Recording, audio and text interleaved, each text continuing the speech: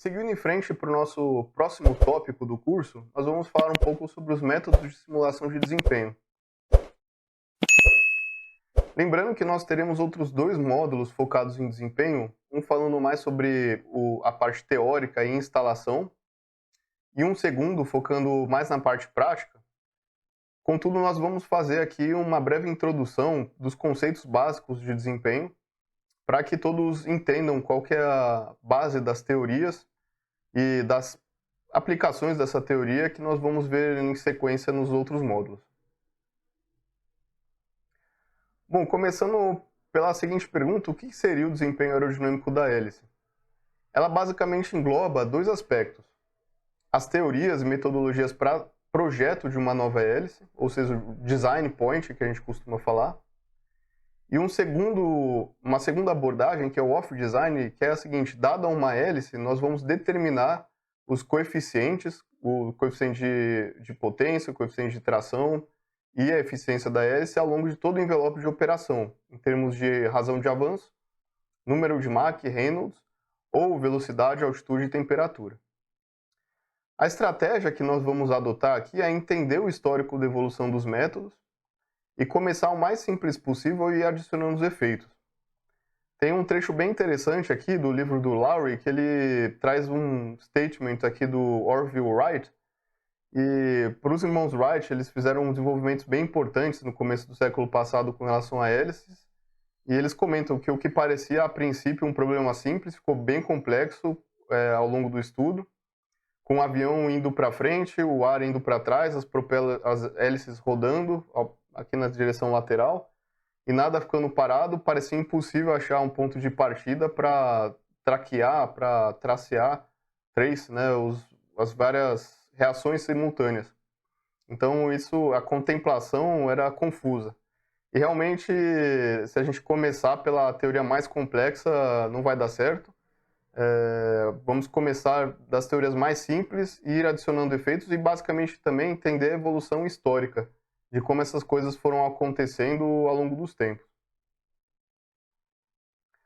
Antes da gente falar das teorias em si, só para dar umas caras aos nomes, eu acho interessante trazer aqui as imagens dos grandes pesquisadores aí do começo do século passado que desenvolveram essas teorias. Então, na Rússia, nós temos aqui o Zhukovsky, que fez explorações mais ou menos ao mesmo tempo que explorações aconteciam também na Alemanha e na Inglaterra. Um grupo aqui grande de pesquisadores alemães, o Prout, Betz, Goldstein e Glauert, são os principais que desenvolveram essas teorias, os principais nomes que a gente vai ver em breve. E tivemos também o Dresdevik, que apesar de não ter completado uma teoria de cabo a rabo, ele trouxe a ideia do elemento de pá.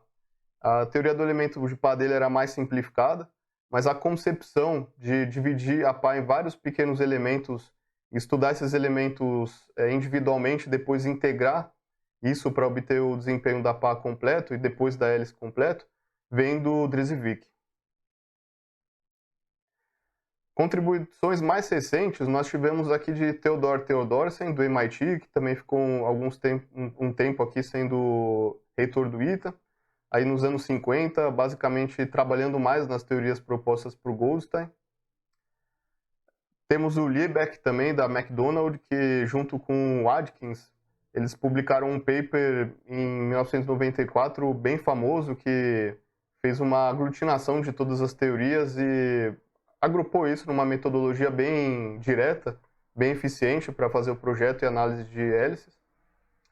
E outros nomes bem interessantes da gente conhecer, o Eugene Larrabee, que nos anos 80 no MIT também reagrupou as teorias clássicas numa aplicação mais moderna, estudou hélices aí para aviões de pequenas dimensões. O Mark Drella, do MIT, que desenvolveu o Kprop, e o Hepperly, do DLR, que desenvolveu o Javafoil.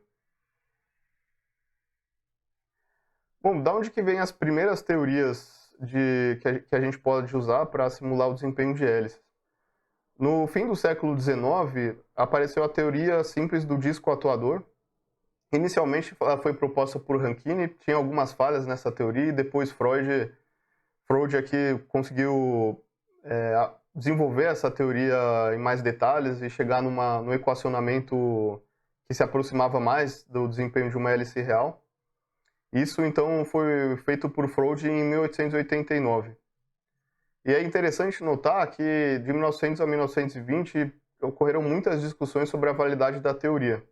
E mais para frente, a teoria do disco atuador, da quantidade de movimento, foi comprovada por teorias mais avançadas, como a teoria do vórtex. Também um ponto bem interessante que teve início no fim do século XIX, entre 1892 e 1910, a gente teve a proposta da teoria simples do elemento de pá, de Drzevik, e ela simplesmente é a análise da pá através da